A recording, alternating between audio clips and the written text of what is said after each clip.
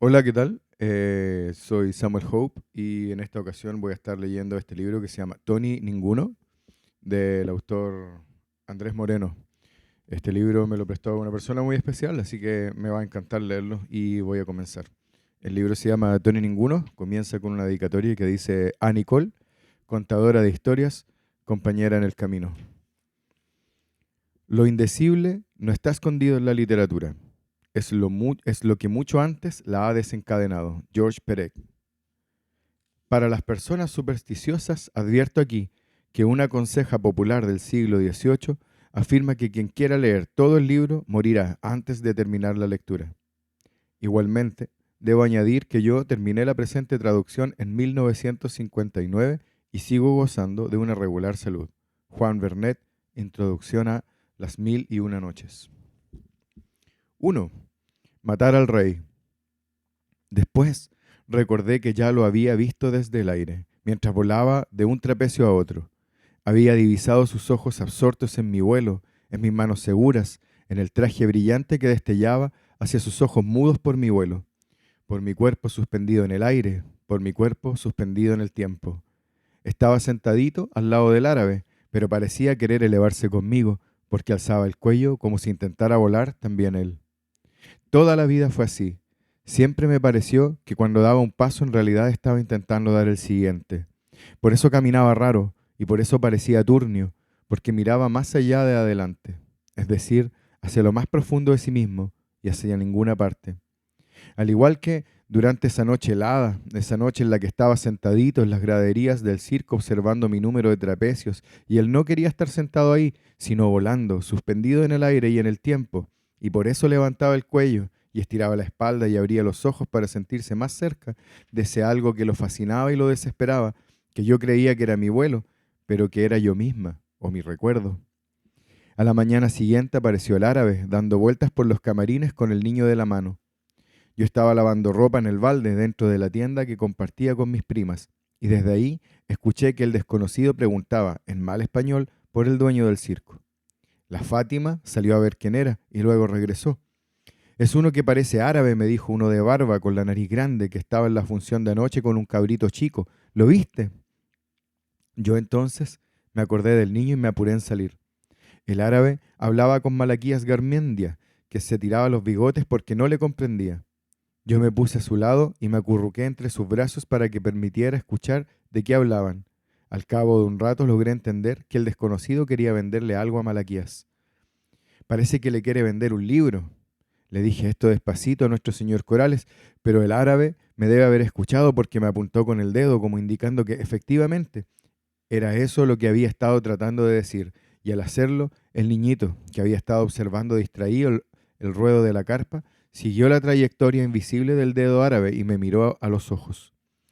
No sé si me reconoció o no como la que en la noche anterior había volado frente a él, pero se quedó observándome de forma extraña, como si mientras me miraba de arriba abajo hubiese estado en realidad muy lejos de ahí, como si no fuera más que un fantasma con urgencia de comunicar algo a los humanos para hacerse invisible de nuevo. Sentí curiosidad por ese niño y también algo de simpatía o temor.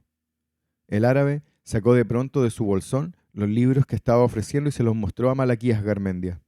Eran dos libros grandes y viejos. Cuando Malaquías los abrió, sentí un olor que también me pareció muy antiguo, de otra época y de otro lugar, y de otras personas, gente especial que había leído esos libros en otras épocas y en otros lugares distintos a los nuestros, pero con certeza más fabulosos.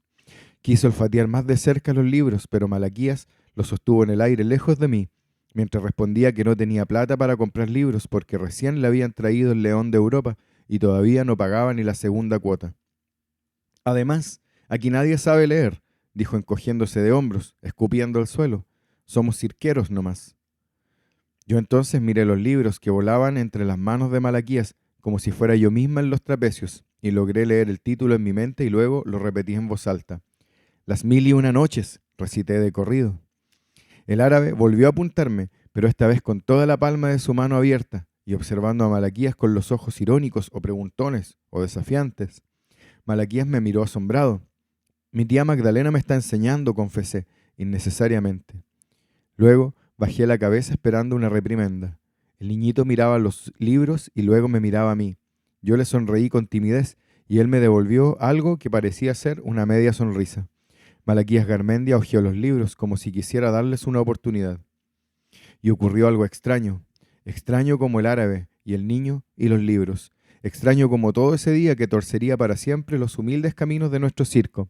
El árabe comenzó a hablar español casi sin dificultades, como si lo hubiese envuelto una lengua de fuego invisible, y ante nuestro asombro se puso a contar una historia.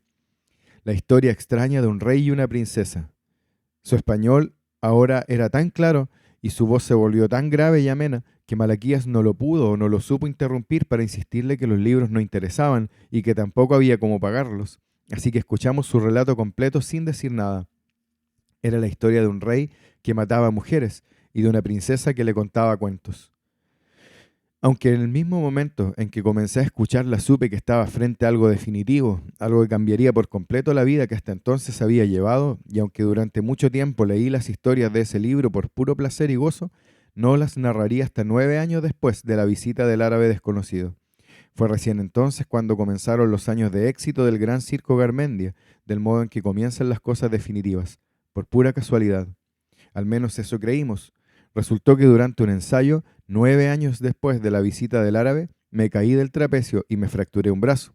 Me dijeron que no podría actuar hasta que me recuperara, de modo que me pasaba el día mirando a los demás y ayudando a mi tía Magdalena y a mi tía Hilda con las comidas y esas cosas. Yo tenía 17 años y me aburría. Como no sabía en qué ocupar el tiempo, me puse a leer el único libro que había en el circo y que yo ya conocía bastante bien. No sé en qué momento decidí que me iba a aprender de memoria sus más de 2000 páginas. Lo más probable es que no haya hecho tal cosa. La verdad es que ya no creo haber decidido nada nunca. Pero por ese entonces yo todavía creía que mi vida era mi vida y que yo tenía poder sobre ella y que cosas como caerse de un trapecio podían llamarse accidentes y que intentos de aprender de memoria 2000 páginas de historia podían llamarse decisiones. Pero lo cierto es que lo hice, o al menos comencé a hacerlo. Y durante una fogata, después de la tercera o cuarta función en que yo ya era oficialmente la encargada de la boletería, reemplazando al tío Arístides, hasta que me recuperara del brazo, la Fátima me empezó a molestar delante de todos porque andaba todo el día con mi libro leyendo en voz alta. Pareces mongolita, me dijo. Pero yo no me enojé, porque no sabía qué era ser mongolita. Le dije que leía el libro porque me lo iba a aprender de memoria. ¿Y para qué? Para ser como Sherezade. Y entonces me preguntaron quién era Sherezade, y yo tomé aire y empecé la historia que nos había contado el árabe 9 años atrás. La historia de un rey y una princesa, de un rey que mataba mujeres y de una princesa que le contaba cuentos. Cuando terminé, se hizo un silencio largo durante el cual solo se pudo escuchar el crepitar tranquilo del fuego, como si fuera el eco de un fuego árabe. Después, alguien pidió que le pasaran el ron. No quedaba. Se pusieron a hablar de otras cosas, cosas del circo. La pantomima que habíamos presentado en la segunda parte no había funcionado. Dijeron que teníamos que volver a hacer reír a la gente. Se preguntaban por el espíritu del circo. Unos decían que en el norte la gente se reía menos. Otros decían que el problema éramos nosotros. Alguno de mis tíos propuso que deberíamos descansar por unas semanas viviendo de los ahorros. Se trataba de recuperar fuerzas. Lo apoyaron los demás. Se trataba de recuperar la mística de la familia Garmendia, de hacer honor al apellido, de eso se trataba todo. ¿De qué ahorros hablarán estos huevones?, murmuró Malaquías, pero nadie le respondió, porque él tampoco le había hablado a nadie. Es culpa de la Fátima, que se puso a barrer la carpa hacia afuera, dijo la Milagros. Mentira, dijo mi prima Fátima. Yo te vi, mentirosa. No peleen, cortó mi tía Magdalena, y todos se volvieron a hundir en el silencio. El fuego y la conversación menguaban, y no quedaba leña ni ron, pero nadie se iba a acostar. Yo sabía que esperaban que continuara la historia del rey y la princesa, así que también sabía que no me lo iban a pedir, así que no dije nada más. Fue Malaquías, algún rato después, el que trajo de regreso el tema, recordando, supongo, la sugerencia que el mismo árabe le había dado 9 años atrás.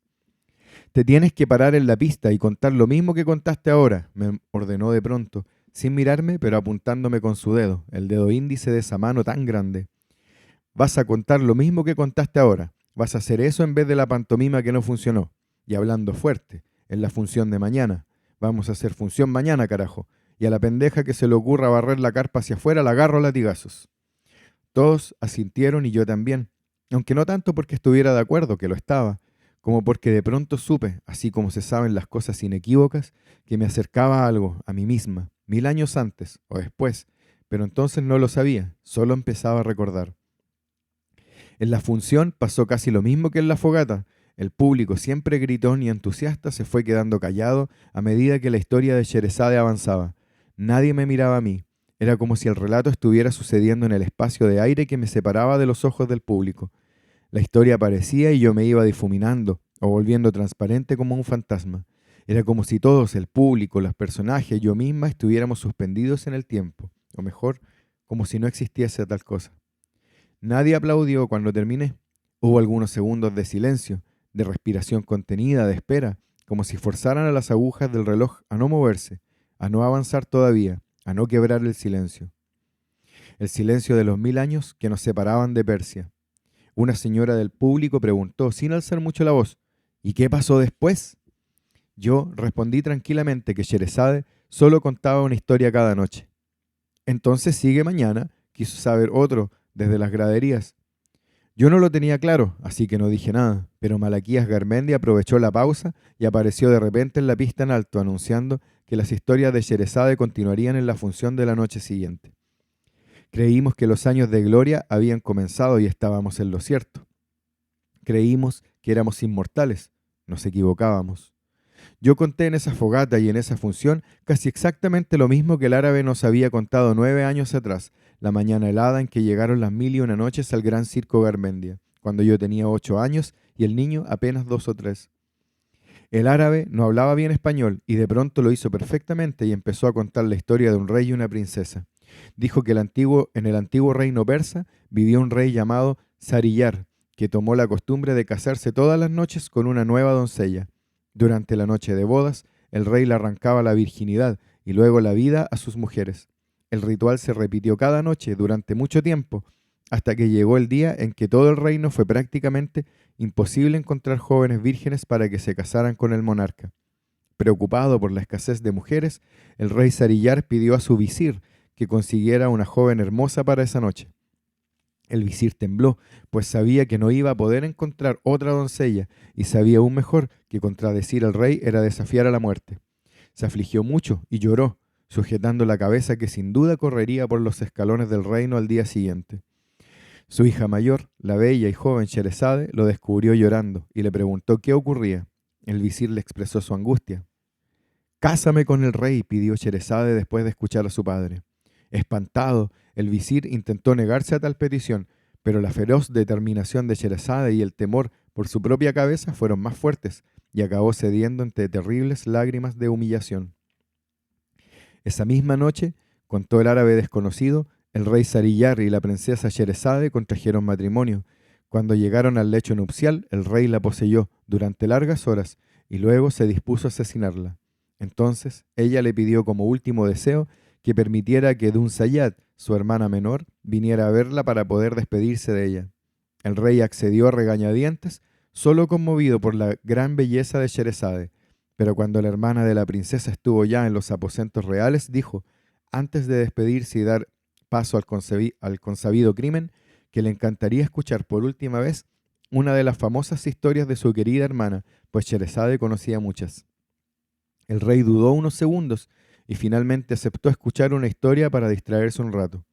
Entonces Sherezade comenzó a contar la historia de un pescador, pero esta resultó ser tan larga que antes de poder terminarla, el amanecer entró por las ventanas de los aposentos del rey. El rey Sarillar decidió que no podía asesinar a la princesa hasta escuchar el final de la historia y le perdonó la vida por esa noche. El monarca trabajó ese día, dictó decretos, juzgó los asuntos del reino y cuando anocheció regresó a su lecho para que la princesa terminara su cuento. Cuando finalizara, pensó el rey, le daría muerte como era costumbre y justicia. Pero lo que el rey no sabía era que las historias de Sherezade no tenían final, pues estaban enlazadas la una con la otra de manera infinita, como una caja china. Dentro de cada narración crecían miles de relatos a su sombra, y la princesa recogía cada tallo de ellos para empezar a contar nuevas historias, y los amaneceres llegaban, y el rey no podía asesinarla porque esperaba un final que no podía llegar. Y así nos contó el árabe bajo ese tímido sol de invierno, transportándonos a otro mundo a través de su narración imposible. Sherezade siguió con vida durante 1001 noches de cuentos, sexo y amaneceres, en tensión con la muerte cercana, que no llegó nunca, como tampoco el final de ese libro que hoy yo le ofrezco a usted, don Malaquías, este libro que contiene muchas de las historias que Sherezade contó para seguir con vida, pero no todas, porque son infinitas, como este libro que siempre estará inacabado, señor don Malaquías, para que esta niña, por ejemplo, esta niña que sabe leer, se aprenda los cuentos de las 1001 noches y los pueda compartir cada noche con usted, como la bella princesa Sherezade. No sé por qué razón el árabe propuso que yo contara los cuentos. Creí que Malaquías no lo habría tomado en serio. Yo apenas juntaba letra con letra, pero sin duda lo escuchó, porque 9 años después las palabras del árabe seguían flotando en el aire del circo y terminaron por hacerse realidad. En la función de la noche que siguió a mi debut como Sherezade cuando tenía 17 años y el brazo todavía fracturado, el circo se repletó para escuchar el final de la historia que había comenzado la noche anterior. Pero en vez de terminarla, abrí un nuevo cuento dentro del que ya estaba narrando, de modo que el primero quedó inconcluso. Fueron 5 funciones seguidas a circo lleno, y sospecho que podrían haber sido muchas más, pero los números circenses no se podían renovar tan rápido como los cuentos, y la gente ya empezaba a pifiarlos. Así que nos fuimos a otro pueblo, y continué la historia donde la había dejado, sin preocuparme de que este fuera un público totalmente nuevo. Solo expliqué brevemente las razones por las que Sherezade contaba sus relatos. En ese pueblo fueron 6 las noches de circo lleno. Malaquías y el resto sacaban cuentas felices. Empezamos a ganar mucho dinero porque la gente volvía cada noche al circo a escuchar los cuentos. Yo me pasaba el día entero aprendiendo de memoria las 1001 noches. Nunca había sido tan feliz. Antes de que pasara un año, Malaquías ya me había comprado un camarín para mí sola. Yo ya tenía 18 años y la Fátima 22 y seguíamos durmiendo juntas en nuestra vieja tienda. Fue la alegría de la Fátima que ahora iba a poder dormir sola, lo que me impidió rechazar el regalo de Malaquías, aunque hubiera preferido hacerlo, porque yo sabía que no era un regalo para mí, era un regalo para él. Con los libros fue distinto. A Malaquías realmente no le interesaban, pero cuando el árabe terminó de hablar, aquel lejano día cubierto de polvo, yo le rogué a nuestro señor Corales que me los comprara. Se lo pedí, por favor, 10, 20 veces. Malaquías volvió a tomar los 2 volúmenes de las 1001 noches y los olió. Luego se los pasó al árabe. No los puedo pagar, dijo. Tengo que comprar carne para el león. El árabe tomó los libros y los llevó a la bolsa, pero antes de echarlos dentro pronunció una frase que solo hoy comprendo a cabalidad. Esta es la carne del león, susurró, y yo sentí escalofríos, aunque no entendí qué quiso decir. En ese momento el árabe desconocido puso una mano sobre la cabeza del niñito, que seguía ahí sin comprender nada, o quizá comprendiéndolo todo demasiado bien. Escuche, señor Garmendia, volvió a hablar el árabe. Tengo que deshacerme de estos libros hoy mismo. Me han acompañado toda la vida y hoy los tengo que abandonar. Hizo una pausa y miró al niño, como si no se refiriera a los libros sino a él. Los tengo que abandonar cuanto antes, insistió.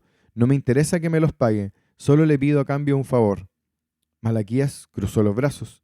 Yo quise intervenir y preguntar cuál era el favor, pero Garmendia se adelantó y le preguntó al árabe por qué tenía que deshacerse con tanta urgencia de los libros. El desconocido suspiró largamente y miró al niño y luego posó sus ojos sobre el ruedo de la carpa y juraría que luego observó a Garmendia con odio. Yo me sorprendí y pensé que me equivocaba, que interpretaba mal su mirada, porque no sabía nada, porque yo no sabía nada de nada, y Malaquías sabía, pero no sospechaba. No podía sospechar porque sabía, pero no demasiado.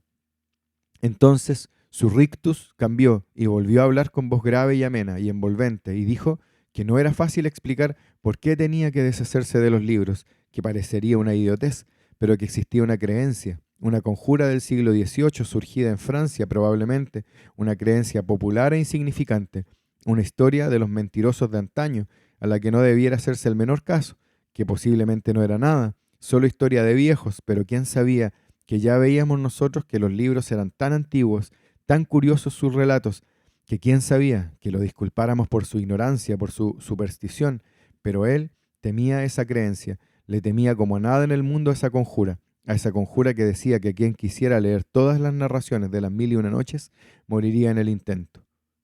Malaquías y yo nos quedamos en silencio. Alguno de los dos tembló y traspasó su temblor al otro. Estoy segura de que fue él. Y yo ya leí todos los cuentos, remató el árabe. todos menos uno. No he leído el final todavía, y ya no puedo evitar la curiosidad. Me carcome, señor don Malaquías. Por eso le voy a regalar los libros, porque me tengo que deshacer de ellos y también porque sé que estarán mejor aquí que en cualquier otro lugar. Malaquías preguntó entonces, con la voz algo débil, como si le costara hablar, cosa que era muy rara en él, acostumbrado a presentar todas las noches los números del circo con gran desplante y a viva voz, que cuál era ese favor que pedía a cambio. Oh, poca cosa, dijo el árabe, y me sorprendí mucho al darme cuenta de que volvían a atropellarse sus palabras, que la lengua de fuego lo abandonaba, que definitivamente regresábamos al polvo del circo, a sus camarines de tela rasgada, al cansancio de los 8 días seguidos de tumba y para, que recién la noche anterior habían acabado porque la función había sido a circo lleno y nos esperaba quizás otra noche igual, pero sabíamos que apenas menguara el público tendríamos que tumbar la carpa e ir a pararla nuevamente a un pueblo cercano donde nos someteríamos al azar para saber si podíamos quedarnos ahí otra noche. O si bien tendríamos que seguir nuestro viaje, 1001 noches de circo, del pobre y pequeño Gran Circo Garmendia.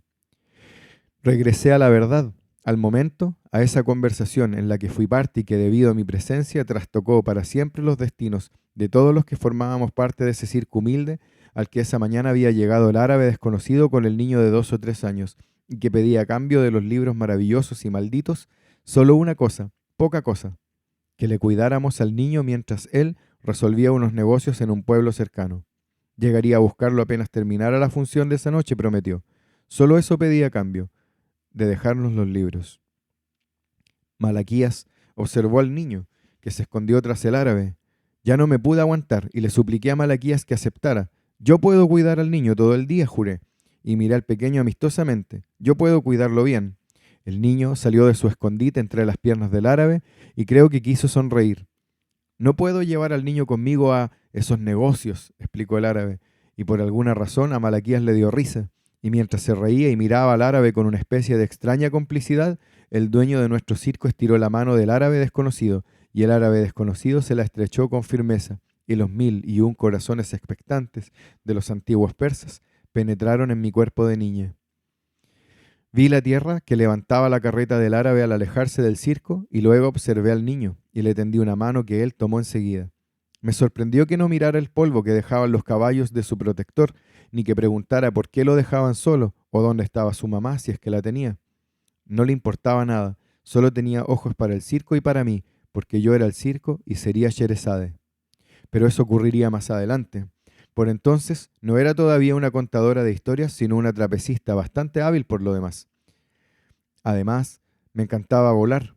Adoraba el silencio que se convertía en aplauso cuando lograba llegar de un trapecio a otro. Nunca me puso nerviosa que hubiera mucho público, más bien lo contrario. Solo me inquietaba cuando había pocos ojos fijos en mi vuelo, como si lo que me sostenía en el aire fuera el poder de las miradas. Así que me sentí insegura la función de la noche en que llegó el árabe al circo. Fue un fracaso de público, y yo le eché la culpa a la flojera de todos, que no quisieron hacer el convite general, porque ya lo habíamos hecho el día anterior. Yo no entendía por qué les daba flojera hacer el convite, era lo más divertido de la rutina del circo. Si estábamos de suerte, nos conseguíamos un camioncito o una carreta de bueyes y nos subíamos todos arriba, ya pintados y vestidos bien colorinches, y la banda del circo empezaba a tocar sus trompetas. La gente sale de sus casas a ver qué cresta pasa afuera, que hay tanto barullo. Venga a ver, el único, al fabuloso, al gran circo Garmendia, grita el Tony Frutilla, y los niños del pueblo y también los perros y a veces algunos adultos infantiles o aburridos empiezan a correr junto al camión o a la carreta y van saltando felices al compás marcial de nuestra murga de trompetas y tambores, tocados por nosotros mismos, levantando el polvo que sube mientras las gotas de sudor caen, y que son lo único que caen en los pueblos del norte y del Valle Central. Hacia el sur, los paisajes son verdes y húmedos, y en vez de polvo hay barro, y los niños son más tranquilos porque pierden mucha energía en tratar de calentarse. Pero a mí me gustaban todos los públicos sin distinción, y lo que más me gustaba era el convite, porque como que interrumpíamos en sus vidas de repente, y todos se sorprendían mucho. Se les notaba en los ojos y en las sonrisas, en esos aplausos como involuntarios que pegaban cada cierto rato. En el circo ya saben a qué van, así que no hay tanta sorpresa. El convite era la fiesta improvisada. El camión o la carreta que se da una vuelta larga por todo el pueblo y luego regresa al circo trayendo a toda la patota que se fue uniendo a nuestro carnaval. Entonces saltamos a la tierra, pero sin dejar de tocar, y nos paramos en la boletería haciendo más ruido que nunca, y la gente nos rodea en semicírculo como si fueran los ratones del cuento del flautista, y aplauden y cantan, y los niños bailan y ruedan por el suelo, y todo es pura sonrisa. Y ahí es cuando aparece Malaquías, con su impecable traje azul, el sombrero blanco y los bigotes recién peinados, y anuncia que la función del Gran Circo Garmendia comenzará en 30 minutos. Suenan los bolsillos de los campesinos, que buscan desesperado 3 chauchas para pagar la entrada y seguir la fiesta adentro, y los niños buscan aberturas en la carpa para colarse, pero ahí están mi tía Magdalena y mi tía Hilda, pegándole suaves varillazos a las cabecitas que se asoman, y entonces los niños van sobándose a pedir 2 monedas a sus papás, y a las finales nunca nadie se queda fuera de nuestra fiesta. Pero esa tarde, la del día en que apareció el árabe en el circo, no hicimos el convite, porque a todos les dio flojera y porque hacía frío. Ya hicimos ayer, dijo mi tío Baltasar, ¿para qué vamos a salir de nuevo? Y todos lo apoyaron. Y cuando llegó la hora de la verdad, no había más de 15 personas esparcidas por las graderías. Evidentemente, no hubo segunda parte. En la segunda parte se acaba el circo y se hacen otro tipo de espectáculos populares, como pantomimas o duelos de payadores, y otros circos hacen luchas de box entre el forzudo del circo y el forzudo del pueblo, que son verdaderas fiestas sociales porque la gente llega en masa a apoyar a su representante. Es la oportunidad única de dejar el nombre del pueblo en alguna parte, aunque sea en un circo rasca como el nuestro. Son las peleas de la verdad contra la ilusión, decía el Tony Frambuesa, pero nadie entendía a qué se refería. Nosotros ya no hacíamos ese tipo de espectáculos porque nuestro forzudo, mi tío Baltasar, no era en realidad un forzudo, sino un ilusionista, y lo molieron a combos varias veces antes de que pidiera por favor que suspendiéramos esas peleas. La segunda parte me gustaba mucho, porque sobre todo cuando se armaban contrapuntos de payas en nuestro campeón, entre nuestro campeón, el tío Arístides, y algún ingenioso poeta del pueblo, de turno, pero solo hacíamos segunda parte, o la revancha como le llamaba el enano Julián, cuando llevábamos al menos un par de noches en el mismo pueblo, porque era necesario ir renovando el repertorio para que la gente no se aburriera y pudiera volver al circo a ver nuestros números. Así que en esa función deberíamos haber tenido revancha, porque ya era la segunda noche ahí. Pero Malaquías dio por terminada la función después del número del enano Julián, y sus caballos amaestrados y las 15 almas se fueron con gusto a poco. Así que todos concluimos que esa misma noche Malaquías iba a dar la orden de desarmar la carpa para irnos durante la mañana a otro pueblo cercano, porque ya estaba visto que el pueblo aquel no aguantaba una tercera función. Desarmar era un trabajo duro, cuando menos nos tardábamos 3 horas, y todos debíamos ayudar al compás de los gritos de Malaquías, que no cesaba de repetir que aquí todos los monos bailan, incluso las mujeres. Cuando yo era pequeña, ayudaba en las cosas más sencillas, después mano a mano con los hombres. La diferencia es que después ellos descansaban y nosotras teníamos que irnos a cocinar, o si no, lavábamos ropa o arreglábamos los trajes. Pero eso se acabó para mí cuando me convertí en la estrellita. Necesitaba tiempo para ensayar y nadie me molestaba. Para desarmar, sacábamos primero las cosas que estaban bajo la carpa: la pista en alto, el paño, los trapecios, las argollas, el telón, los tramos con todas sus tablas y las pocas sillas. Luego desmontábamos la marquesina, que era una carpa más chica donde estaba la boletería que atendió siempre el prolífico tío Arístides. Después regresábamos a la carpa grande, desatábamos los vientos y bajábamos el ruedo para luego comenzar a retirar uno a uno los 54 parales que sujetaban la carpa y la elevaban hasta el cielo, y solo entonces nos enfrentábamos a la complicada tumba de los 16 cuartos de pole, que eran unos palos de como 15 metros que sujetaban la carpa desde el círculo interior, y al final el tubo, el mástil, el palo central más largo, en cuya punta que atravesaba el techo de la carpa ondeaba una banderita que decía Gran Circo Garmendia, y que se veía desde cualquier punto de cualquier pueblo al que llegáramos, y entonces la carpa caía. Cuando niña, nada me deprimía más que desarmar, no por el esfuerzo físico, porque a mí no me tocaba tan duro como los grandes. Lo que me desesperaba era la idea de que ahí mismo, donde hace pocas horas habían estado sentadas un centenar, o aunque fuera una docena de personas, cada una con su historia particular, aplaudiendo los números de nuestro circo y riendo carcajadas con los payasos, ahí mismo hubiera ahora, en cambio, una vieja amargada desapareciendo de la faz de la tierra, un párpado cerrándose para siempre, un terreno baldío que volvía a ser lo que era, acabada ya la tregua, la fiesta. Cuando tumbamos la carpa, aplastamos la ilusión, le dije un día al Tony Frambuesa, ya más adulta, mientras caía la carpa y nos azotaba el viento. Cuando tumbamos la carpa, aplastamos la verdad, corrigió melancólico. Pero esa noche, después de la pobre función que realizamos en ese día maldito en que llegó el árabe al circo, Malaquías no dio la orden de que comenzáramos a desarmar, sino que llamó a todos los adultos y formaron un círculo fuera de la carpa. Yo pasé cerca, haciendo como que buscaba algo para escuchar de qué hablaban, pero mi tío Baltasar me echó. Dijo que los grandes tenían que hablar algo importante, que me fuera a cuidar al niño ese y que no volviera. Me fui malhumorada a buscar al niño, pero también experimenté la alegría de tener una responsabilidad, aunque fuera una pasajera, porque el árabe había dicho que iría a buscar al niño ese mismo día, apenas terminara la función. Solo entonces caí en la cuenta de que ya había oscurecido hace rato y que la función era ahora un recuerdo y que el niño seguía en el circo. Y entonces comprendí por qué Malaquías estaba nervioso y por qué los demás venían a preguntarle al niño si el árabe era su papá. Me acuerdo muy bien de esa noche. Mi tía Magdalena y mis primas Fátima y Milagros cocinaban amparadas por las antorchas y yo estaba sentada ahí para estar cerquita del fuego y el niño estaba conmigo y se había quedado dormido sobre mis piernas. Me parece estar oyendo ahora el silencio sepulcral de esa noche. Quizás sea porque aquí todo es silencio y recuerdos. No hay presente donde no hay ruido, ni futuro donde no hay muerte. Aparte de nosotros, nadie estaba cerca del fuego. La carpa seguía de pie y temblaba ante los embates del viento.